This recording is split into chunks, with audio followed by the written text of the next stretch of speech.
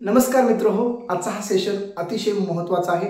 आज आपण SIP मध्ये इन्व्हेस्टमेंट कशा पद्धतीने करायची आहे याच्याबद्दल सविस्तर बोलणार आहोत। SIP नेमकी काय आहे, SIP मधून तुम्हाला किती इन्कम जनरेट करता येईल। अगदी तुम्ही 1000 रुपये जरी SIP पर मंथ केलं तरी तुम्हाला करोडोमध्ये तुमचे इन्कम कशा पद्धतीने जनरेट करता येईल ते आपण आज या व्हिडिओच्या माध्यमातून पाहणार आहोत।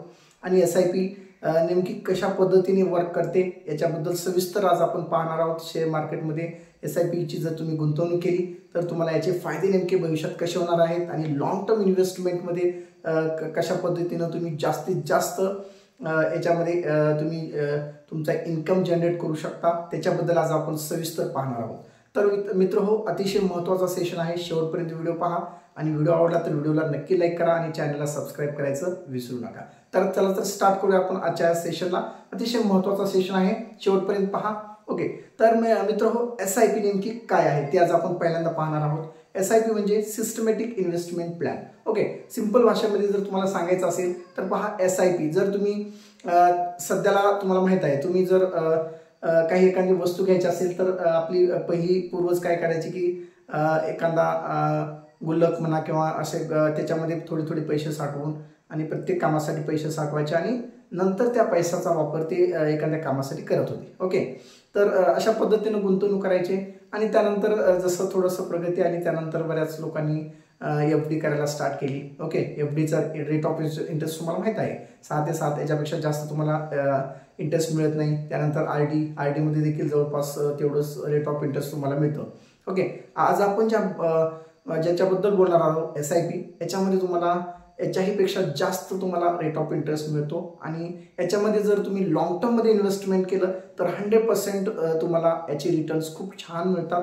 त्याच्याबद्दल आज आपण पाहणार आहोत। SIP म्हणजे सिस्टमॅटिक इन्व्हेस्टमेंट प्लॅन। ओके, तर तुम्हाला माहित आहे शेअर मार्केटमध्ये किंवा तुम्ही एखाद्या बँकेमध्ये देखील तुमची SIP करू शकता। ओके, तर याच्यामध्ये ऍक्च्युअली काय राहतं पहा, SIP मध्ये तुमचे जे पैसे आहेत एखाद्या म्युच्युअल फंड मध्ये गुंतवले जातात। ओके सर, जर नॉर्मली तुम्ही एखाद्या म्युच्युअल फंड मधनं शेअर्स घेतले, ओके, किंवा तुम्ही शेअर मार्केटमध्ये काही स्टॉक्स घेतले तर याच्यामध्ये तुम्हाला थोडीशी रिस्क असते, कारण याच्यामध्ये तुम्हाला नेमकं माहित नाही की कोणते स्टॉक किंवा कोणचा जो काही तुम्ही ज्या कंपनीचा तुम्ही शेअर घेता ती कंपनी पुढे चालणार की नाही किंवा याच्यामध्ये नेमकं प्रॉफिट किती होईल याच्याबद्दल अनालिसिस करणं हा अतिशय अवघड असतं। ओके, त्यामुळं आपण बरेच जे काही नोकरदार वर्ग आहे, जे शिक्षक आहेत किंवा इतर जॉब करतात, IT सेक्टरमध्ये आहेत किंवा ज्यांना शेअर मार्केटमध्ये वेळ देता येत नाही, अशांसाठी SIP ही अतिशय मस्त आणि खूप छान अशी गुंतवणूक आहे, ज्याच्यामध्ये तुम्ही प्रति महिन्याला तुमचा जो काही पगार असेल, आपण अगदी कमी ह्याच्यापासून स्टार्ट करूया। एखाद्याचा पगार सपोज 15,000 आहे, तर 15,000 जर तुमचा पगार असेल तर मित्रहो, तर 1000 रुपये तुम्ही महिन्याला गुंतवणूक करणं याच्यामध्ये काही अवघड नाही। 1000 रुपये तुम्ही आरामात गुंतवणूक करू शकता। तर याच्यामध्ये पहा, खूप अतिशय छान असं हे SIP सिस्टम वर्क करतं। तर काय पहा, अगोदर तुम्ही जे काही पैसे तुम्ही SIP मध्ये पर मंथला गुंतवता तर याच्यामध्ये तुम्हाला एखादा जी काही कंपनी आहे, तर आता मी असं एक एक्झाम्पल म्हणून तुम्हाला देतो, तुम्ही कुठलीही कंपनी घेऊ शकता।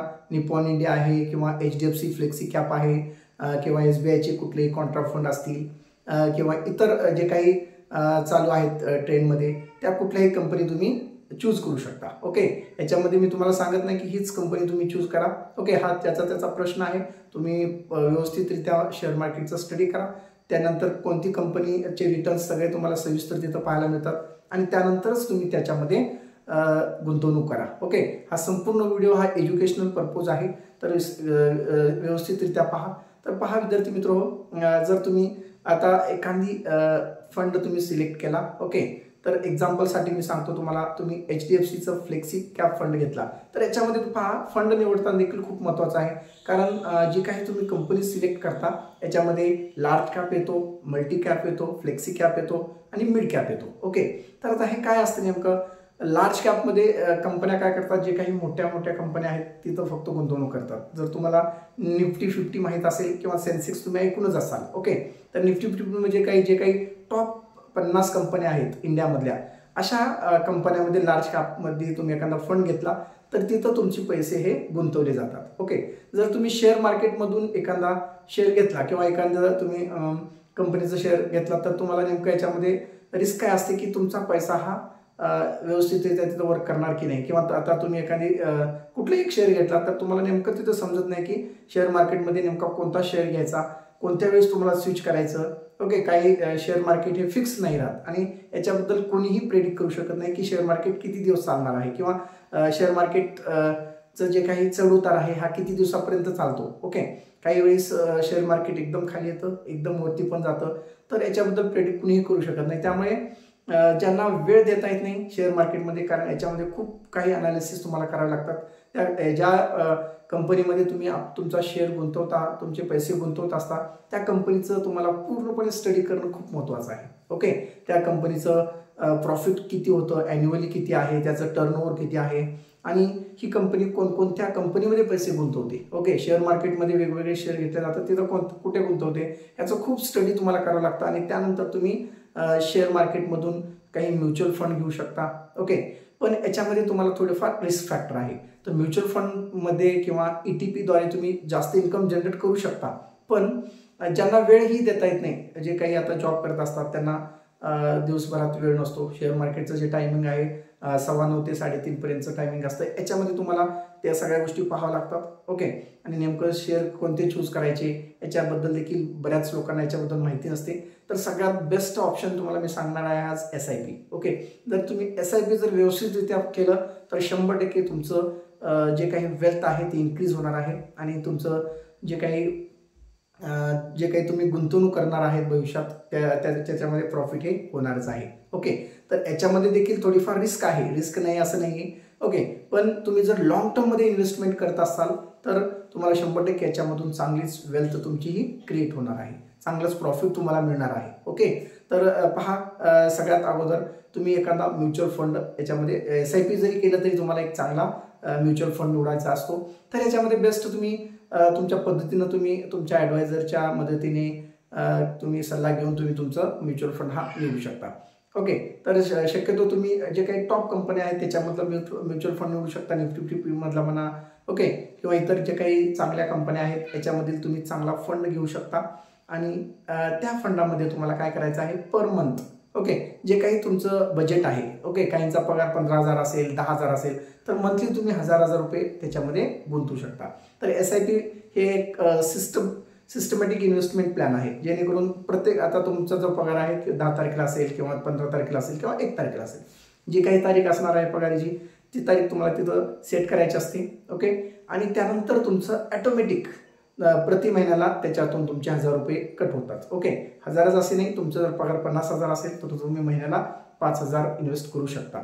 ओके, तर याच्याबद्दल आपण सविस्तर बोलणार आहोत, तुम्ही किती गुंतवणूक केल्यानंतर तुम्हाला तुमचा वेल्थ किती क्रिएट होणार आहे. ओके, तर फॉर एक्झाम्पल तुम्ही आता महिन्याला फक्त 1,000 रुपये एखाद्या SIP मध्ये इन्व्हेस्ट करताय. ओके, तर याच्यामध्ये पण काय होतं पहा, बरेच लोक SIP न करण्याचं कारण आहे, कारण बऱ्याच लोकांना याच्याबद्दल माहिती पण नाही, आणि त्यानंतर काही लोकांनी SIP करतात आणि आधीमध्येच SIP स्विच करतात. त्याच्यामागचं मेन रिझन काय आहे की त्यांना ज्यावेळेस शेअर मार्केट एकदम खाली येतं, ओके, त्यावेळेस ते SIP मध्ये बघतात आणि त्यांचं पूर्ण निगेटिव्हमध्ये असतं रेट ऑफ इंटरेस्ट. ओके, जेवढे पैसे गुंतवले असतात त्याच्यापेक्षा कमी असतं, आणि त्यावेळेस त्यांना वाटतं की आता आपण याच्यातून बाहेर पडलं पाहिजे. ओके, तर अशा वेळेस बरीच लोक असं याच्यातून करतात. तर माझं एक महत्त्वाचं सजेशन आहे, तुम्ही जर SIP करत असाल तर लॉंग टर्मसाठी करा. ओके, जर तुम्ही 7 वर्ष, 10 वर्ष, 15 वर्ष, 20 वर्ष, 25 वर्ष, 30 वर्ष अशा कालावधीमध्ये जर तुम्ही SIP केलं तर 100% तुम्हाला याच्यामधून प्रॉफिट हे मिळतं. ओके, तर आता एक एक्झाम्पल तुम्हाला देतो. जर तुम्ही प्रति महिना 1,000 रुपये जर तुम्ही इन्व्हेस्ट केलं ओके SIP मध्ये, तर तुम्हाला आता मी इथं दाखवते, पहा स्क्रीनवरती तुम्ही पाहू शकता इथे. ओके, तर पहा सिंपल फॉर्म्युला आहे.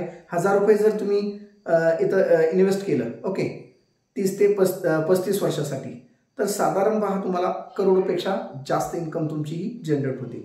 ओके, आणि अजून एक पहा, तुम्ही 3,000 रुपये प्रति महिना जर तुम्ही इन्व्हेस्ट केला, 3,000 तुमची पगार थोडीशी 25,000 आहे, तर तुम्ही 3,000 रुपये इन्व्हेस्ट करू शकता. तर अशा वेळेस जर तुम्ही प्रति महिना 3,000 रुपये याच्यामध्ये जर इन्व्हेस्ट केलं तर तुम्ही SIPचे कॅल्क्युलेटर आहे त्याच्यामध्ये जाऊन देखील तुम्ही पाहू शकता. ओके, गुगल प्ले स्टोअरमध्ये जावा किंवा तुम्ही डायरेक्टच गुगलमध्ये जाऊन सर्च करा SIP कॅल्क्युलेटर, याच्यामध्ये टाका प्रति महिना 3,000 रुपये. ओके, तर 30 वर्षापर्यंत जर तुम्ही जवळपास SIP करत गेलात तर जवळपास तुम्हाला पहा विद्यार्थी मित्र हो 2 करोडपेक्षा जास्त वेल्थ तुमची जनरेट होते. म्हणजे 2 करोड रुपयेपेक्षा जास्त रुपये तुम्हाला मिळतात 30 वर्षामध्ये. ओके, तर याच्यामध्ये कंपाऊंडिंग इंटरेस्ट हा खूप महत्त्वाचा फॅक्टर आहे. जेवढ्या लॉंग टर्मसाठी तुम्ही इन्व्हेस्ट करणार आहात तेवढं जास्त प्रॉफिट तुम्हाला हे मिळत राहतं. तर जेव्हाही तुम्ही कोणती SIP करता 2,000ची करसाल, 3,000ची करसाल, 5,000ची करसाल, तर तुम्हाला सगळ्यात महत्त्वाचं काय पाहायचं आहे, लॉंग टर्मसाठी याच्यामध्ये इन्व्हेस्टमेंट करायची आहे. ओके, तर अशा पद्धतीने तुम्ही 5,000ची देखील करू शकता. ओके, 5,000ची जरी तुम्ही 24 वर्षच केली, ओके, प्रति महिना 5,000 तुम्ही भरत गेला 24 वर्षापर्यंत, तर याच्यामध्ये देखील तुम्हाला करोडोपेक्षा जास्त वेल्थ ही तुमची जनरेट होते, 1 करोडपेक्षा जास्त. आणि ह्याचं तुम्ही आपण जस्ट एक एक्झाम्पल म्हणून घेतोय तुम्हाला. याचं 40% जरी तुम्ही पकडलं ऑन अन ॲव्हरेज, ओके, जर तुम्ही लॉंग टर्मसाठी इन्व्हेस्ट केलं तर 12 ते 15% हे रिटर्न्स तुम्हाला 100% याच्यामध्ये मिळत असतात. ओके, तर बाकीचे शेअर मार्केटवरती देखील डिपेंड असतं, तर 100% आपण एक क्लेम करू शकणार नाही. पण ऑन ऑन ॲव्हरेज आतापर्यंत जे पाहिलेलं आहे शेअर मार्केटमधनं SIP केलेल्यांचं जे उदाहरण आहे, तर मॅक्सिमम जे काही रेट ऑफ इंटरेस्ट आहे, रिटर्न्स आहेत, ते 12 ते 15% याच्या दरम्यान तुम्हाला रिटर्न्स मिळतात. एवढं जरी तुम्हाला रिटर्न मिळालं तर तुम्ही आरामात करोडोमध्ये याचे तुमची जे काही इन्कम आहे ते जनरेट करू शकता. ओके, हे अतिशय महत्त्वाचं आहे. आणि सगळ्यात महत्त्वाचं SIP मध्ये तुम्हाला कोणतीही झंझट नसते. फक्त तुम्हाला प्रति महिना 1,000 रुपये, 2,000 जे काही तुमचं इन्कम आहे, तुमचं जर तुम्ही लाखभर महिन्याला कमवत असाल तर 10,000ची तुम्ही SIP करू शकता. त्याच्यामध्ये तुम्हाला डबलमध्ये तुमचं प्रॉफिट तुम्हाला मिळणार आहे.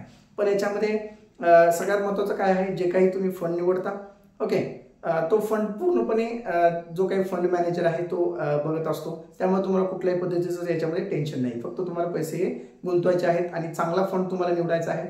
आणि जेणेकरून मॅक्झिमम लोक आजकाल मल्टी कॅपमध्ये निवडतात. मल्टी कॅपमध्ये जर निवडलं तर जो काही फंड मॅनेजर आहे तो तुमचा लार्ज कॅपमध्ये थोडे अमाऊंट टाकतो, मिड कॅपमध्ये टाकतो, थोडं स्मॉल कॅपमध्ये पाहतो. ओके, कारण त्यांना माहित आहे कोणता आता सध्याला कोणती कंपनी ग्रो होत आहे हे त्यांचं अनालिसिस असतं, त्यानुसार ते याच्यामध्ये तुमची अमाऊंट हे टाकत असतात. ओके, जर फ्लेक्सी कॅप पण आहे सध्याला ट्रेंड चालू आहे, फ्लेक्सी कॅपमध्ये बरीच लोक इन्व्हेस्ट करतात. तर फ्लेक्सी कॅपमध्ये काय होतं पहा, जे काही तुम्ही अमाऊंट इन्व्हेस्ट करत असतात तर जो काही फंड मॅनेजर आहे त्याला तुम्ही फ्लेक्सिबिलिटी देता. जेणेकरून फ्लेक्सिबिलिटी म्हणजे नेमकं काय, की तुमची जी काही अमाऊंट आहे ते फ्लेक्सिबली कोणत्याही कॅपमध्ये ते इन्व्हेस्ट करू शकतात. त्यांना वाटलं की आता मिड कॅपमध्ये सध्याला चांगली ग्रोथ आहे तर मिड कॅपमध्ये तुमचा पैसा गुंतवतात. मिड कॅपमध्ये थोडंसं उतार आला की लगेच ते लार्ज कॅपमध्ये गुंतवून टाकतात. लार्ज कॅपमध्ये त्यांना काय वाटलं की मिड कॅपमध्ये, अशा पद्धतीने ते स्विच करत तुमचा जो काही अमाऊंट आहे ते वेगवेगळ्या कॅपमध्ये गुंतवणूक करतात, जेणेकरून तुम्हाला याच्यामधून जास्तीत जास्त प्रॉफिट हे मिळेल. ओके, तर हे सगळ्यात महत्त्वाचं आहे. त्यामुळे फंड मॅनेजर पूर्णपणे याच्याकडे लक्ष असतं त्याचं आणि पूर्ण अनालिसिस करूनच तुमचा पैसा हा गुंतवला जातो. तर मित्र हो, खूप महत्त्वाचं आहे SIP करणं. तुमचा पगार भले कितीही असू द्या, पण तुम्ही लॉंग टर्मसाठी केलं तर 100% तुम्हाला याच्यामधून प्रॉफिट हे मिळत असतं. शेवटी शेअर मार्केटच्या काही रिस्क पण असतात, ते तुम्हाला पाहायचे असतात. ओके, पण मॅक्सिमम टाइम आतापर्यंत जे काही आहे तर तुम्हाला 12 ते 15% रिटर्न्स हे मिळतातच याच्यामध्ये, आणि याच्याही पेक्षा काही वेळेस जास्त देखील मिळू शकतात. हे डिपेंड अपॉन तुमचं जे काही तुम्ही फंड निवडता, ओके, जी काही कंपनी तुम्ही निवडता याच्यावरती डिपेंड आहे. तर त्याच्यासाठी थोडंसं अनालिसिस करा, शेअर मार्केट समजून घ्या, शेअर मार्केट वर्क कशा पद्धतीनं होतं. ओके, शेअर मार्केटमध्ये म्युच्युअल फंडमध्ये पैसे कसे गुंतवले जातात, तर तुम्ही म्युच्युअल फंड थ्रू देखील SIP करू शकता. आणि त्याच्यापेक्षा बेटर ऑप्शन आहे SIP तुम्ही ETF द्वारे देखील करू शकता. ओके, ETF मध्ये देखील खूप सेफ आहे, कारण जे काही तुम्ही एखादा ETF घेता ते वेगवेगळ्या सेक्टरमध्ये तुमचा पैसा हा गुंतवला जातो. ओके, हेल्थमधला किंवा IT सेक्टरमध्ये, बँकिंग सेक्टरमध्ये वेगवेगळ्या त्यांचे सेक्टर्स असतात, त्याच्यामध्ये सगळीकडे पैसा ते वेगवेगळ्या पर्सेंटेजमध्ये गुंतवतात. त्यामुळे तुम्हाला रिस्क फॅक्टर हा कमी आहे आणि तुमचं रेग्युलर SIP म्युच्युअल फंडपेक्षा इथे थोडंसं तुम्हाला रिटर्न्स हे जास्त मिळण्याचे चान्सेस पण असतात. ओके सर, हे थोडंसं मॉडिफाईड SIP आपण म्हणू शकतो याला. ETF मध्ये जर तुम्ही SIP केलं तर याच्यामध्ये तुम्हाला अजूनही जास्त वेल्थ तुम्ही जनरेट करू शकता. ओके, तर याच्यावरती देखील आपण एक सेपरेट व्हिडिओ बनवूयात. जर तुम्हाला वाटत असेल की सर याच्यावरती देखील एक व्हिडिओ बनवा की ETF द्वारे आम्हाला कशा पद्धतीनं SIP करता येईल आणि ETF नेमकं कशा पद्धतीने वर्क करतं तर कमेंट सेक्शनमध्ये नक्की कळवा, आपण त्याच्यावर देखील एक व्हिडिओ बनवूयात. ओके, तर आता बऱ्याच लोकांना SIP हे थोडक्यात समजली, एक सिस्टमॅटिक पद्धतीने केलेलं प्लॅन, ज्याच्यामध्ये प्रति महिना जो काही तुमचा पगार आहे त्याच्यातील थोडं पर्सेंट, एक 10% तुम्ही इन्व्हेस्ट करत जाणार आहात आणि हे लॉंग टर्मसाठी करणार आहात. तर काही वेळेस तुम्हाला चढ उतार देखील येतील. ओके, तुम्ही एक 5 वर्ष गुंतवणूक केली, अचानक शेअर मार्केट क्रॅश झालं की तुमचे तिथे जे काही अमाऊंट आहे ते थोडी कमी दिसू शकते, पण तुम्हाला अजिबात टेन्शन घ्यायचं नाहीये, कारण तुम्ही लॉंग टर्मसाठी इन्व्हेस्ट करता आणि लॉंग टर्मसाठी आतापर्यंत उदाहरण आहे कधीही तुमचं निगेटिव्हमध्ये जात नाही. 100% तुम्हाला त्याच्यामध्ये ग्रोथ हे होतच असतं. ओके, लॉंग टर्मसाठी तुम्ही 20 वर्ष, 25 वर्ष किंवा 15 वर्ष अशा पद्धतीने लॉंग टर्मसाठी इन्व्हेस्ट करा, 100% तुम्हाला रिटर्न्स हे मिळत राहतात. ओके, कारण लॉंग टर्मसाठी याच्यामध्ये कंपाऊंडिंग मेथड होते आणि जेवढं तुम्ही जास्त दिवस तुमचे पैसे ठेवता तेवढं तुम्हाला जास्त प्रॉफिट याच्यामधून मिळत राहतं. ओके मित्रो, तर हा सगळ्यात महत्त्वाचा फॅक्टर आहे आणि म्युच्युअल फंड घेताना तुम्हाला बऱ्याच गोष्टी पाहताव्या लागतात. ओके, कंपनी कोणती आहे, त्या कंपनीचं वार्षिक टर्नओव्हर किती आहे, कोणकोणत्या सेक्टरमध्ये ते पैसे गुंतवतात, याच्यावरती देखील आपण व्हिडिओ बनवू आणि नक्कीच तुम्हाला जर व्हिडिओ आवडला तर व्हिडिओला लाईक करा, चॅनलला सबस्क्राईब करा आणि जास्तीत जास्त लोकांपर्यंत शेअर करायचा प्रयत्न करा, जेणेकरून शेअर मार्केटची बरीच इन्फॉर्मेशन आपण तुम्हाला या चॅनलच्या माध्यमातून देणार आहोत. शेअर मार्केट नेमकं वर्क कशा पद्धतीनं करतं. ओके, जे काही बिगिनर्स आहेत ज्यांना अजून शेअर मार्केटबद्दल काही माहीत नाही त्यांना आपण पूर्ण इन डेप्थ सांगणार आहोत. शेअर मार्केट नेमकं कशा पद्धतीने वर्क करतं, याच्यामध्ये कशा पद्धतीनं ट्रेडिंग केलं जातं. ओके, तर 2 पद्धतीने असतात, ज्यामध्ये इंट्रा ट्रेडिंग आणि इन्व्हेस्टिंग. ओके, तर आपण इंट्रा ट्रेडिंग बद्दल अजिबात बोलणार नाहीत, कारण याच्यामध्ये थोडं रिस्क फॅक्टर राहतं. इंट्रा ट्रेडिंग म्हणजे नेमकं काय असतं की तुम्ही आजच शेअर घ्यायचा आणि आजच विकायचं. ओके, त्याच दिवशी घेऊन त्याच दिवशी विकणं, याच्यामध्ये थोडं रिस्क असतं. तर याच्याबद्दल आपल्याला अजिबात बोलायचं नाही, कारण 100% याच्यामध्ये प्रॉब्लेम हे होतातच. ओके, याच्यामध्ये खूप तुम्हाला स्किल लागते, खूप याच्यामध्ये तुम्हाला अनालिसिस करावं लागतं, त्यानंतरच तुम्ही इंट्रा डे करू शकता. सगळ्यात बेस्ट आपल्याला काय, इन्व्हेस्टिंगमध्ये तुम्हाला वेगवेगळ्या फंडामध्ये तुम्हाला म्युच्युअल फंड असतील, ETF असतील, याच्यामध्ये तुम्हाला SIP म्हणा किंवा डायरेक्ट तुम्ही शेअर घेऊ शकता. ओके, म्युच्युअल फंड घेऊ शकता, स्टॉक्स घेऊ शकता. तर याच्यामध्ये पण तुम्ही जर तुमचं शेअर मार्केटबद्दल थोडंसं नॉलेज असेल तर SIP पेक्षा बेटर तुम्ही डायरेक्ट फंड देखील घेऊ शकता. पण बऱ्याच लोकांना टेन्शन नकोय की आपल्याला काय महिन्याला पैसे गुंतवायचे आहेत बस, बाकी शेअर मार्केट काय आहे रोज बघणं मला वेळ नाही, अशी लोक बरेच असतात. तर त्यांच्यासाठी सगळ्यात बेस्ट ऑप्शन आहे SIP. जर तुम्ही वेळ देऊ शकत असाल, रोजचे एक अर्धा तास जरी तुम्ही शेअर मार्केटसाठी वेळ काढत असाल तर तुम्ही शेअर मार्केटमध्ये डायरेक्ट शेअर गुंतवू शकता. ओके, याच्यावर देखील आपण एक सविस्तर व्हिडिओ बनवूयात. ओके, नक्कीच तुम्हाला त्याच्याबद्दल देखील आपण इन्फॉर्मेशन देऊयात. ओके मित्रहो, आणि आता बरेच काही आता मित्र आहेत त्यांना वाटतं की आता ठीक आहे सर, तुम्ही SIP बद्दल सगळं सांगितलं की नेमकी SIP आम्हाला कुठे करायला लागणार आहे. तर याच्यासाठी तुम्हाला एक ऑनलाईन तुम्ही डीमॅट अकाउंट ओपन करू शकता. बरेच ऑनलाईन प्लॅटफॉर्म आहेत, एंजल वन्स आहे. ओके, एंजल्स वर देखील तुम्ही बरेच ब्रोकर्स असे ॲप्स आहेत, त्याच्यावरती तुम्ही डायरेक्ट जाऊन ग्रो आहे. ओके, त्यानंतर जिरोदा आहे, याच्यावर देखील मी काय तुम्हाला रिकमेंड करत नाही याच्यावरच करा म्हणून, पण तुम्ही कोणताही एक ॲप व्यवस्थित सिलेक्ट करा. ओके, एंजल वन देखील चांगलं आहे, याच्यावरती देखील तुम्ही डायरेक्ट जाऊन तुमचं डीमॅट अकाउंट ओपन करू शकता. कुठलाही चार्ज याच्यावरती नसणार आहे, तुम्हाला फ्री ऑफ कॉस्ट तुमचं डीमॅट अकाउंट ओपन होतं आणि याच्यामध्ये पूर्णपणे तुम्हाला डिटेलिंग दिलेली आहे. ओके, तुम्हाला SIP बद्दल पूर्ण माहिती त्याच्यामध्ये असते, तुम्ही कोणते फंड घ्यायचे सगळे तुम्हाला, निफ्टी 50 कोणकोणते शेअर्स आहेत. ओके, सेन्सेक्स कुठे दिसतात सगळं तुम्हाला इन डेप्थ दिसतं. रोजचे रोज शेअर मार्केट चढ उतार किती आहे, ग्राफ्स कशा पद्धतीनं कमीवर होतात, ते सगळं तुम्हाला डिटेलिंग तुम्ही पाहू शकता. एकदा जर तुम्ही याच्यामध्ये उतरलात तर 100% तुम्ही स्लोली याच्या गोष्टी शिकू शकता. ओके, याच्यावर देखील आपण एक सेपरेट व्हिडिओ बनवूयात.